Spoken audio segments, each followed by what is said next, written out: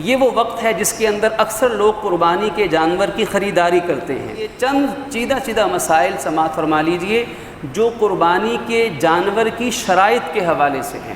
یہ وہ شرائط ہیں جو ہر مسلمان کو جاننی چاہیے قربانی کا جانور خریدنے سے پہلے تاکہ ان کے مطابق قربانی کا جانور خریدا جائے اور شرعی شرائط کے مطابق وہ پورا اترے اور قربانی ٹھیک ہو سکے۔ جانور کا بے عیب ہونا، اگر بکرا ہے تو اس کا 1 سال کی عمر پوری ہونا کم از کم شرط ہے۔ اگر دمبا، چھترا، بھیڑ وغیرہ ہے تو اس کا 1 سال سے اگر وہ کم بھی ہے، 6-7 ماہ کا بھی ہے، لیکن دیکھنے میں وہ 1 سال کے بکرے جتنے لگتا ہے تو اس دمبے چھترے کی قربانی بھی جائز ہے۔ اور گائے وغیرہ کے اندر اس کی عمر کم از کم 2 سال عمر ہونا شرط ہے، اور اونٹ کے اندر کم از کم 5 سال ہونا عمر شرط ہے۔ یہ تو جانور کی عمر کی شرائط ہیں۔ اب جانور بے عیب ہو، یعنی عیب دار نہ ہو۔ کون کون سے ایسے عیب ہیں یا خامیاں ہیں کہ جن کی وجہ سے وہ جانور قربانی کے لیے خریدنا یا قربانی اس کی کرنا درست نہیں ہوگی؟ مثال کے طور پر جانور کے سینگ ہیں۔ اگر جانور کا سینگ بالکل جڑ سے اکھڑ گیا، جانور کا سینگ ٹوٹا کسی بھی وجہ سے اور سینگ بالکل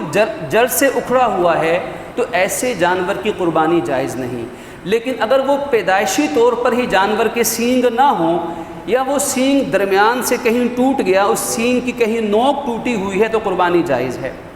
اسی طرح جانور کی آنکھ، اگر جانور بالکل اندھا ہو یا ایک آنکھ اس کی بالکل اندھی ہے، کانا ہے، یا اس کی بینائی جو آنکھوں کی دیکھنے کی روشنی ہے وہ 1/3 1/3 سے بھی کم ہے، 1/3 بھی نہیں ہے، تو ایسے جانور کی قربانی جائز نہیں ہے۔ لیکن اگر وہ جانور دیکھ سکتا ہے 1/3 یا اس سے زیادہ دیکھ سکتا ہے، یا بھینگا ہے، یا اس کی بینائی کمزور ہے، یا آنکھ میں کوئی سفیدہ کوئی موتیا ہے، لیکن جانور دیکھتا ہے، کھاتا پیتا ہے، تو ایسے جانور کی قربانی جائز ہے۔ اسی طرح جانور کا کان، اگر پیدائشی طور پر جانور کے کان چھوٹے ہیں تو اس میں کوئی حرج نہیں، قربانی جائز ہے۔ لیکن اگر جانور کا کان 1/3 سے زیادہ کٹ جائے، 1/3 سے زیادہ جانور کا کان کٹ جائے یا لمبائی میں پھٹ جائے اور وہ کان سارا کٹ کے لٹک جائے تو ایسے جانور کی قربانی جائز نہیں، یہ عیب دار شمار ہوگا۔ جانور کے دانت، اگر دانت جانور کے بالکل پیدائشی طور پر نہ ہوں یا اکثر دانت جانور کے ٹوٹ چکے ہوئے ہوں یا دانت اتنے گھس چکے ہوئے ہوں کہ جن کی وجہ سے وہ کھا پی نہیں سکتا، ان 3 صورتوں میں چونکہ دانت نہیں ہے یا اتنے گھسے پٹے ہیں کہ جانور کھا پی نہیں سکتا تو ایسے جانور کی قربانی جائز نہیں۔ ہاں اگر ایک آدھا دانت جانور کا ٹوٹ جائے لیکن جس کی وجہ سے اس کو کھانے پینے میں کوئی دقت پیش نہ آئے تو ایسے جانور کی قربانی جائز ہے۔ جانور کا ناک، اگر ناک 1/3 سے زیادہ جانور کا کٹ جائے تو اس کی قربانی ناجائز ہے۔ اگر اسی طرح جانور کی زبان، اگر زبان اتنی زیادہ کٹی ہوئی ہے کہ جس کی وجہ سے جانور کچھ کھا پی نہیں سکتا تو اس کی قربانی بھی ناجائز ہے۔ لیکن بسا اوقات جانور کھاتے ہیں تو زبان پہ تھوڑا سا کٹ سا لگ جاتا ہے کسی بھی وجہ سے، لیکن جانور کھا پی سکتا ہے تو اس کی قربانی جائز ہے۔ اسی طرح جانور کی دم، اگر 1/3 یا اس سے زیادہ جانور کی دم کٹ جائے، 1/3 یا اس سے زیادہ دم کٹ جائے تو اس جانور کی قربانی جائز نہیں۔ لیکن اگر جانور کی اس دم سے چند بال اتر جائیں یا کہیں ہلکا سا کوئی کٹ لگ جائے، کوئی زخم لگ جائے تو قربانی جائز ہے۔ اسی طرح جانور کا دماغی توازن، اگر جانور بالکل اس کا دماغی توازن خراب ہے، وہ باولا ہے کہ کچھ کھا پی نہیں سکتا تو ایسے جانور کی قربانی بھی جائز نہیں ہے۔ جانور کی ٹانگیں، اگر جانور اپنی کسی زخم کی وجہ سے یا کمزوری اور لاغر پنے کی وجہ سے اتنا کمزور ہے یا وہ لنگڑا ہے، معذور ہے کہ وہ اپنی ایک ٹانگ زمین پر نہیں رکھ سکتا، 3 ٹانگوں پہ کھڑا ہے اور 4تھی ٹانگ اس نے اٹھائی ہوئی ہے اور اس کا سہارا نہیں لیتا، اس کو نہیں رکھ سکتا زمین پر، تو ایسے جانور کی قربانی جائز نہیں۔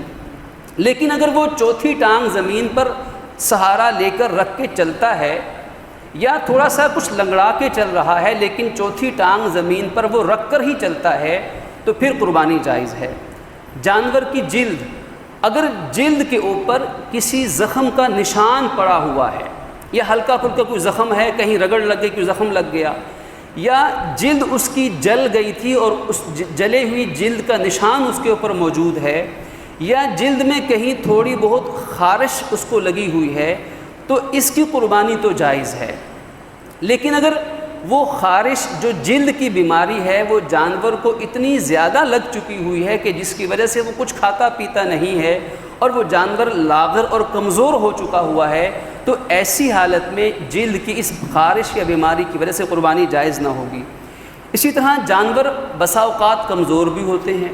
تو کمزور جانور جو چل پھر سکتا ہے، کھا پی سکتا ہے، ایسے جانور کی قربانی جائز ہے۔ لیکن اگر وہ اتنا کمزور ہے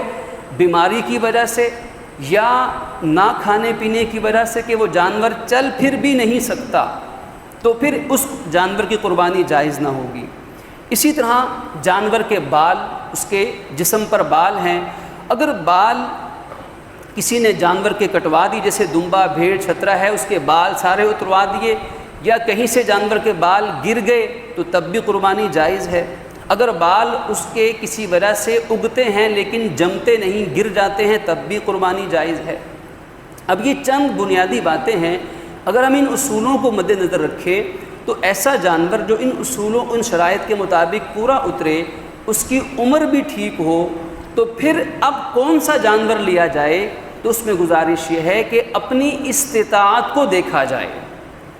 پھر دکھلاوا نہیں ہے، پھر یہ شرط نہیں ہے کہ لاکھوں کروڑوں روپیہ قربانی پہ خرچ کیا جائے، پھر اپنی استطاعت کے مطابق اخلاص نیت سے، ہاں جانور ایسا ہو جو دیکھنے میں خوبصورت لگے، جانور صحت مند ہو، تو اس کی قربانی کا ثواب انشاءاللہ زیادہ ہو جائے گا، ثواب زیادہ ملے گا۔ کسی نے اپنی طرف سے قربانی کی اور اپنے ساتھ ساتھ اپنے ماں باپ کی طرف سے بھی کر دی، کسی فوت شدہ مرد یا عورت کی طرف سے بھی کر دی، اللہ کے نبی صلی اللہ علیہ وسلم اپنی امت کی طرف سے بھی کرتے تھے، امت نے بھی نبی کی طرف سے کر دی، صحابہ اہل بیت کی طرف سے کر دی، بزرگان دین کی طرف سے کر دی، تو بہت اچھی بات ہے، لیکن اپنی استطاعت کے مطابق۔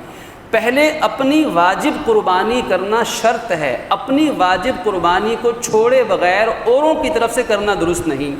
پہلے اپنی طرف سے قربانی لازم ہوگی، اپنی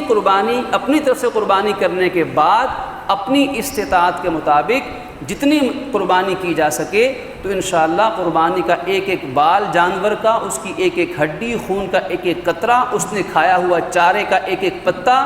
جب مال حلال سے اور اخلاصی نیت سے ہوگا انشاءاللہ، تو یہ سب اللہ پاک کی بارگاہ میں قبول بھی ہوگا، اجر و ثواب کا باعث بھی بنے گا۔ لیکن اس کے ساتھ ساتھ قربانی کے اس جذبہ ایثار کے فلسفے کو، اللہ کے سامنے جھک جانے والے فلسفے کو، اس اطاعت ربانی والے فلسفہ خلیل کو اور فلسفہ حبیب کو بھی یاد رکھنا ہمارے ذمہ لازم ہے۔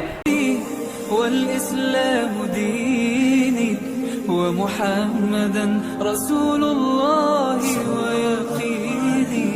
أدنو إليه ساجدا بجبيني اقبل صلاة